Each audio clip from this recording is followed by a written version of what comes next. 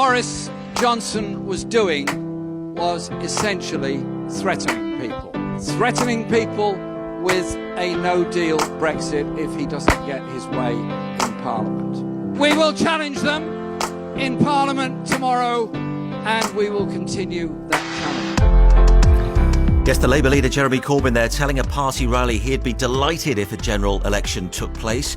Conservative rebels are joining forces with Labour to introduce a bill designed to stop the UK leaving the EU at the end of October without an agreement. The government is expected to table a motion to hold a general election on the 14th of October if it is defeated by MPs opposed to a no-deal Brexit later on today. So let's talk about that right now. Downing Street sources saying that if those MPs are successful, the government will respond by tabling that motion for an election, possibly on October the 14th. Femi Olawale is the founder of Our Future, Our Choice, and Llyr Powell is the co-founder of the pro-Brexit organisation, the Centre for Welsh Studies. Good morning to you both. Welcome to the programme. Good morning. Femi, if I can start with you, is Boris right in your view? I mean, is he right to just be getting on with it? I mean, he just wants to get Brexit done. That's what he said all along. Isn't that the right thing to do?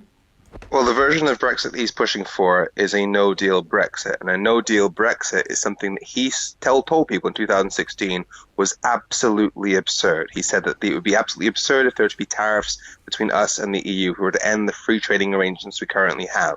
Not to mention, as a matter of basic democracy, let's look at the facts here. 52% voted to leave the EU, yeah, but we all know that there are different versions of Brexit. For example, the one that we've actually negotiated, most Brexit voters do not like. And we've only had one opportunity as a country to say which Brexit will and will not be acceptable to us, and that was the 2017 general election, in which 54% of voters voted for parties whose manifestos explicitly ruled out a no-deal Brexit, meaning that the no-deal Brexit that our Prime Minister is currently pushing for is against the will of the people. It is fundamentally undemocratic for a Prime Minister who wasn't even contemplated at the last general election to shut down our sovereign parliament to force through a version of Brexit that not only did he rule out, which the people have voted against. But people voted to leave in 2016. We've had 3 years of logjam over this. Another delay. How's that going to help? Well, ultimately, the only way you solve this is by putting it to the people. We had a referendum where we said where our current relationship with the EU had a 48% approval rating. With 52% don't all agree on what sort of relationship they actually want to have. We've now negotiated a new relationship, so the most logical thing is to put that new relationship against the current one.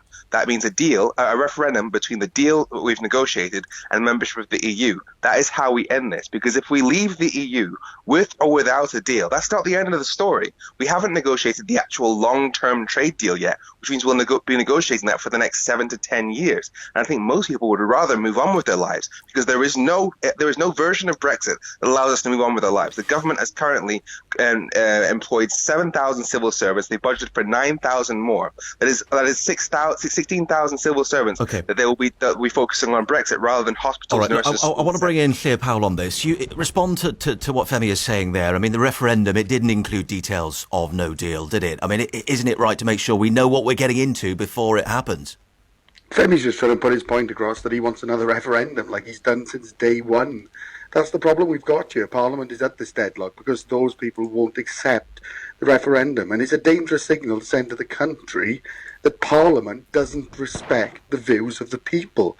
We've been 3 years, we've been having the same argument of going back to the people now. And I think that's what Boris is giving these MPs the option. It's strange to see how scared they are now that Boris is saying we'll go back to the country in a general election. The country can have their say. It's up to the MPs now. If they do try and tear down this government by taking the order paper in the next couple of days, then we're going to have a general election, and that's going to be the most interesting part. Seeing these Remain MPs who are scared now about losing their jobs because they know the country is with the side of the government on this. Femi? I'm sorry, but you just mentioned the idea of ignoring the votes, ignoring the will of the people. I just explained 54%, a majority larger than the referendum, by the way, voted for parties whose manifestos explicitly ruled out no deal. So Femi, they voted to leave those parties put it in their manifestos to leave But people like you aren't actually respecting that at all. You're picking Sorry. parts- No. you're picking Let's be parts really, you really clear. agree Let's be really with, clear. but ignoring Really the clear. reality of it. Let's be really The clear. country voted to leave. Sir. I know you may Sir? miss this in Sir? Westminster, but out Sir? here in the country, we want to leave. Clear. Wait, what? I'm in Birmingham. I'm not in Westminster. In the Labour manifesto, a manifesto which 40% voted for, they said they accept the result of the referendum, but will put the national interest first, and will prioritise the benefits of the single market and the customs union over all else. They also said Was we the will second reject. referendum in there, Femi? Listen to me. They also said we will reject no deal as a viable option. That means that anybody who voted for Labour did not want a Brexit that takes us out of the single market and customs union, or which leads to a no-deal Brexit. So if the no-deal Brexit is the only Brexit on offer, Labour is obliged by their manifesto to stop Brexit. And like I said, 54% vote Labour for have parties stopped whose Brexit manifestos. in their manifesto, you're saying? Let me ask you, I just want to ask you about a general election. We've had a text from Amber who says, oh no, not another election, not another one. Of course Boris Johnson actually wants an election. Would an election, do you feel, help? Llyr? At this moment in time, if it breaks the deadlock, of course we'd have to have one. Plus, it would silence people like Femi who keep saying this unelected Prime Minister. So I guess if Parliament pushes into it, where we're at the deadlock with no way forward, I guess an election is the only way forward then.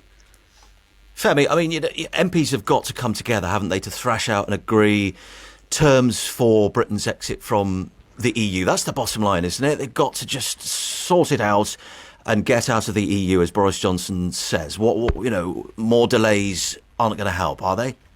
It's not the MPs that need to thrash out this deal. We've already negotiated the deal, and negotiations ended 10 months ago. That's what we've just been spinning our wheels for 10 months. The deal is there. Nobody voted for no deal. In fact, every time you had an argument suggesting that we'd end our free trading arrangements, suggesting that we'd damage trade with the EU, the Brexit side said it was Project Fear. In fact, Boris Johnson himself said it would be pessimistic or a merchant of gloom. This is not what people voted for. And as I just mentioned, the only opportunity this country has had to say what sort of Brexit it will and will not accept is a general election where 54% vote for parties whose manifestos explicitly ruled out a no-deal Brexit. So the only way out of this mess, having negotiated a deal, a new relationship with the EU, is to put that before the people and allow them to decide whether or not the Brexit we've negotiated is better than membership of the EU. That is the only democratic way forward.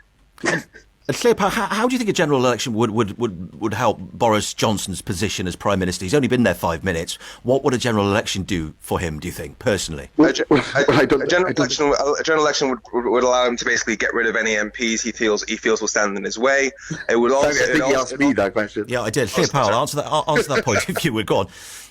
I don't think it would help him in that aspect. I think it's the only way forward. If you've got a parliament where the Prime Minister is unable to put anything forward, then of course we need to go back to the people and ask them what do they want. And it's amazing that people like Femi say that we need to go back to the people, but a general election isn't suitable to them. What are they so scared of? The reality is he's going to go back to the country if Parliament does try and block him. And when Femi said nobody's voted for a no deal, when we triggered Article 50, no deal was there. That was supported by the members of Parliament.